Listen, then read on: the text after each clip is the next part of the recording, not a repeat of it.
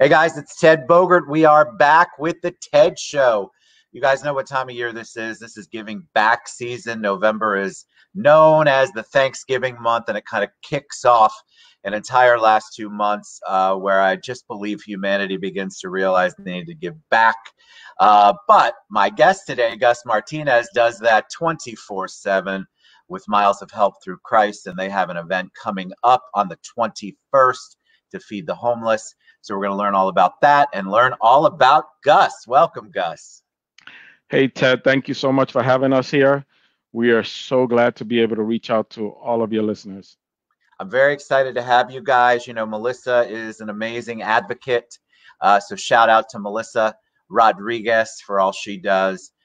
So I want to start with beginnings, though. So tell us a little bit about you before we take a deep dive. We've already got questions on how people can get involved and help, and we'll address all those toward the end of the broadcast. But tell us about you. Well, I'm going to skim through history just not to bore you, but I grew up in East Harlem, New York, in a matriarch home where my mom was a single mom. So we pretty much lived in the ghettos of East Harlem in New York. And, you know, it was a struggle to climb through and out of the poverty level. We never went hungry. Thank God. My mom always had food, always did something. And, you know, there was just a couple of things that impacted my life of that childhood. And it was embedded in me by my mom that if I should see someone hungry, that I should feed them, you know.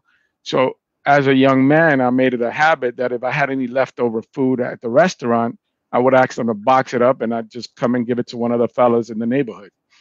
And there was always somebody who was happy to accept that. Sure. So that kind of impacted me. I went through a career of information technology, which is what I still do. I work in information technology.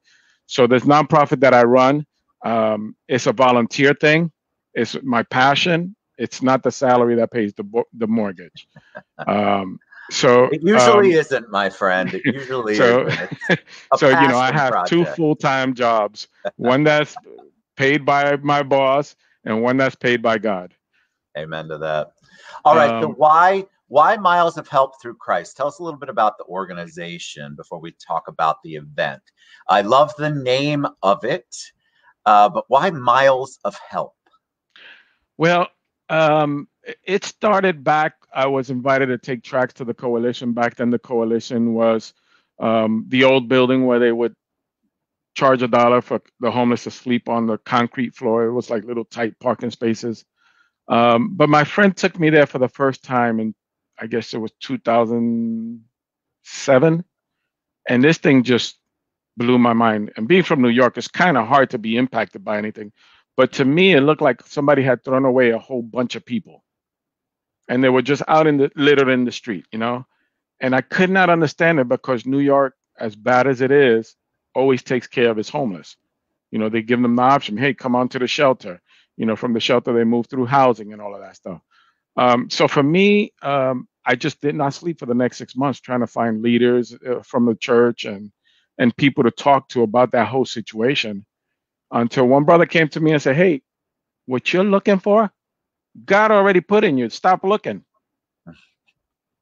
And that just blew me away. And then it was Hurricane Katrina, I think it was. And that's when I organized the first outing. It wasn't even an organization yet. Hey, let's just go share food. Because we got all of these things, you know, the homelessness, the destitute, the loss of faith. We got all of those things right here in Orlando. Just bringing our food. Look who else we have. And there's my beautiful wife. Hi, Paloma. Hi, guys. Hi. How are you? So sorry I'm late. No. It's fine. We were just getting the story. I'm so happy you were able to get on. I am happy to be invited and sharing this time with you guys. Ted, you are doing amazing in your show, and I know a lot of people love you, and I love you. Oh, well, you're going to make me cry. I appreciate that. I told you she's absolutely awesome. And she looks really great considering the mountain of work she's under. I mean, no offense, Gus, but she's definitely better to look at than you. Yeah, definitely. Well, considering what I was just doing 10 minutes ago, I'm surprised that you guys are saying that. So Gus was telling us, Paloma, he started to give us, he gave us a little background, and then we were starting to talk about how Miles of Help came into play. And so that's kind of where we're at. I don't know if you want to take it from there, Paloma, or Gus, you want to finish? Yeah, I she's never got get to in the wait a middle of little. married couples ever. She's got to wait a little bit to get into the picture. Historically.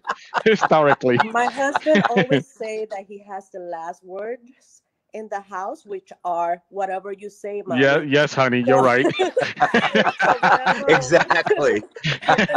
In this case, I'm going to allow him to go ahead and make a choice. Which one She's he allowing wants you, to and no truer Thank words you. have been Thank you for the spoken there. permission.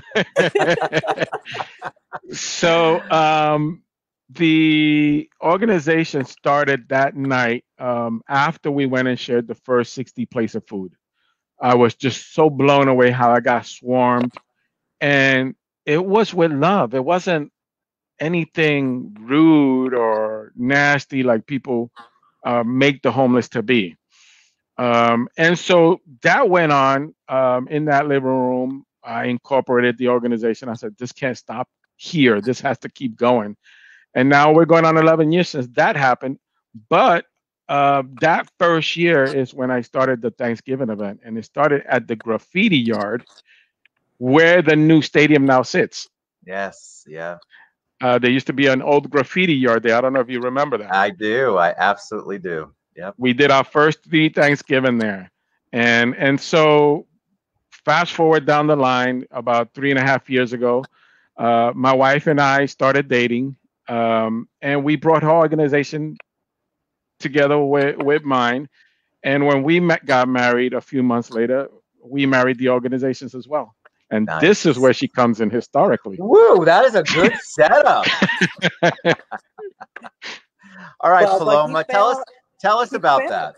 He failed to say that we did not only marry the organizations because we chose to.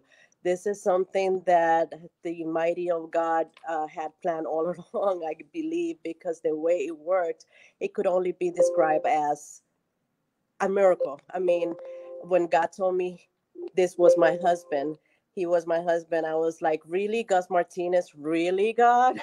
So I said I said in prayer, let it be thy will. Whatever you say, God, we will do. And now that almost 4 years later, I see the hand of God working in our ministries and the reason why he put us together, because there was no way I could accomplish as much as alone as if I was married to him, because he's been the backbone, the strength, and everything that have allowed me to work so hard to grow both of these organizations. But yeah, talking about a little bit about changing rooms, it was something that came to my heart after 7 or 8 years of getting ready. God tried to get me ready, not warning me how much work it was going to be. And she's not kidding. The calling, but now I'm saying this is not a calling. This is penitence. No, I'm just kidding. But it is. It was amazing when he says, "You are ready. Let's get changing room off the ground, and you're gonna be blessed." And right after that minute, changing room has been growing nonstop. We have reached 13, about between 13 and 15 countries already, through the hands and the hearts of our leaders, international leaders. We are able to send thousands of pounds of provisions over to Venezuela, Santo Domingo, all these countries that need our help. And also, we've been able to answer every relief effort that has been out there with like the hurricanes, etc. We also process tons and tons of provisions through the humble home of Changing Room, which is Morningstar. And I'm here at the amazing office of this place. Morningstar Storage has been my home, the reason why we are able to reach thousands of people on a daily basis. Not once a year, guys, on a daily basis. We process all these donations through the facilities, and they allow us to have the space that we need to make this happen. So not like any typical organization out there. We started serving, not asking for financial support. We wanted to prove to the world that the efforts can be done with the blessings of God and not with the millions of dollars that Amen. people usually ask to do this kind of work. And we proved that we achieved the goal of showing that. But now it's a And little this is where I interrupt her and say, now we need the millions of dollars for the factory, for the warehouse that we need. But now it's like incredible. I just finished picking up 15 pallets of food and 300 boxes of ready-made meals. And this is only done by a few people because we don't have enough space. And, like I said, if you would have seen me 10 minutes ago, what I was doing before this interview, you will cry. You will say, no, there's no way. It is inhumane. I think the first thing that strikes me is that you said that you're doing it every day. This just isn't a Thanksgiving thing. This is a daily feeding, and you can take that as physical feeding, soulfully, spiritually feeding. You are feeding a hungry people, which takes so much time and so much energy and so much effort, which is why this event is so important, especially around this time before you came on live, Paloma. People really, really do get into the giving mode. So let's capitalize on that. I'll use that word. That's not something charities usually do. I want to use it and say, let's capitalize on it. Let's get people involved in your event on the 21st. So tell us a little bit about the Feed the Homeless event on November 21st. Go ahead, Mrs. Martinez. I am not sure what's going on. It sounds a little bit off. Oh, that's your speaker? Okay, I'll take over. So what we try to do, what is that? I'm hearing like a grinding noise. Is that on my end only? Oh, that's you. Okay. I got it. Okay, thanks. So basically what we do is we've always tried to make it a large collaborative event to get others involved. And no time is more necessary than now, because now we are facing this pandemic with such an immeasurable unemployment rate and so much necessity. That is why Mrs. Martinez and I are so much busier since this all started. So because there's so many people and so many restrictions they're putting on us in the city of Orlando, it's going to be a lot harder of an event where we normally by this time have about 250 registered volunteers. We only have about 65 registered volunteers right now. And I'm going to go ahead and post that volunteer form so that you guys can register. Yes, we have an awesome team. We have an awesome plan for COVID. And honestly, I can tell you this is probably going to be the hardest event of all. But like I said, I try to make it a collaborative event because we need those organizations to come together in partnership with us and help us share the cost. Because not only did we incur more costs because of masks and gloves and all that extra stuff we need to buy, and all the extra requirements that the city of Orlando requires us to have. But the city of Orlando also increased the price of the park this year by $740 compared to last year. And they also increased the deposit another $300. It went from $200 to $500. So we do need partnerships and cost sharing. You can get a table for $200 and help us share in the cost. It's not going to be like the table that Jesus turned over with the money exchanges. There's not going to be any money exchanging going on. But you can bring your business, your church, your ministry, and share your literature, your brochures, and collect those cards that people fill out with information for you to get back to them. Yes. So we do need to cover the cost, and if you're out there, you're listening, your business wants to partake in this, you want to show off your company shirts, your pop-up banners, and share all that information, just give me a call. I'll also post my number on there. Good.